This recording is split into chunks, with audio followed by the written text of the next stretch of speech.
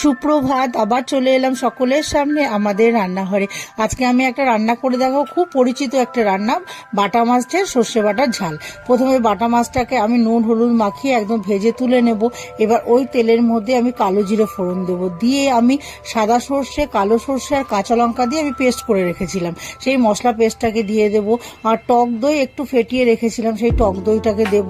দিয়ে এবার পরিমাণ মতো একটু নুন, আর এই টক আর ঝালটাকে ব্যালেন্স করার জন্য সামান্য একটু চিনি দেব।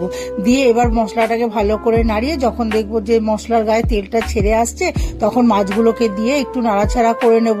নিয়ে এবার কিছু কাঁচা লঙ্কা আমি ভেঙে দেব, আর কাঁচা সর্ষের তেল দেব। দিয়ে এবার নাড়াচাড়া করে আর ধনেপাতা কুচি ছড়িয়ে দিয়ে তারপর আরো একটু সর্ষের তেল দিয়ে তারপরে নাড়িয়ে চাড়িয়ে নামিয়ে নেব।